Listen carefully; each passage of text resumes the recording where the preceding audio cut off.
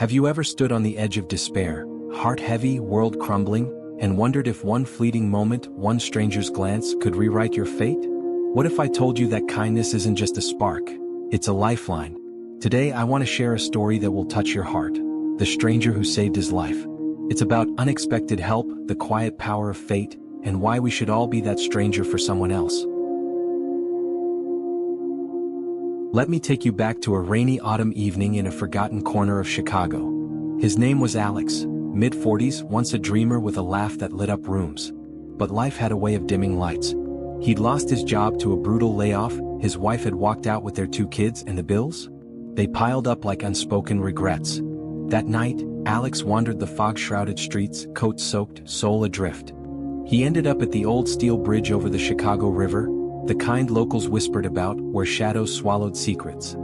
He gripped the cold railing, staring into the black water below. "What's the point?" he muttered to the wind. The rain blurred his tears. One step forward and it would all end. No more pain. No more fighting. His foot lifted. That's when he heard it, a soft crunch of gravel behind him. Not hurried, not alarmed.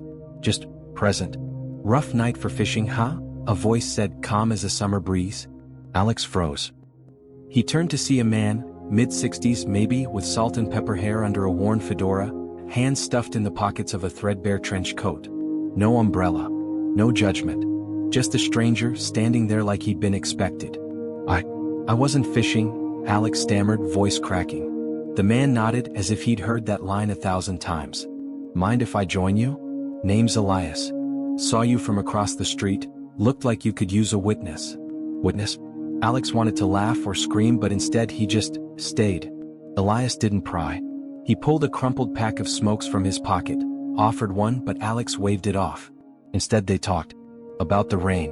The Bears' lousy season. The way streetlights flicker like dying stars.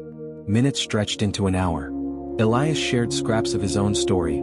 A veteran who'd lost a leg in Nam, rebuilt a life fixing clocks in a dusty shop downtown. "Time's funny," he said, eyes twinkling. "It ticks whether you want it to or not. But kindness? That's what winds the spring.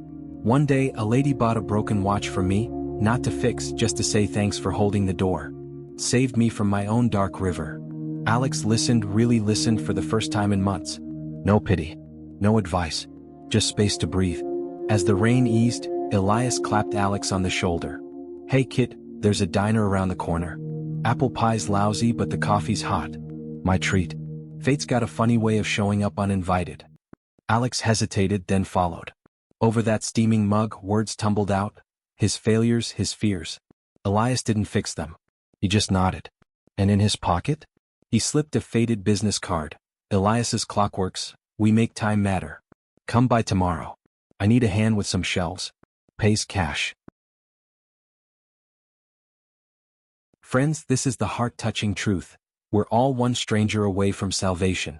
In a world that rushes past, be the pause. Be the witness. Be the pie in the paycheck. Because kindness isn't random, it's the thread fate weaves through our chaos. Next time you see someone on the edge, remember Alex. Your words might just save a life. What act of kindness will you offer today? Drop it in the comments, I'd love to hear. Thanks for listening. Until next time, stay kind.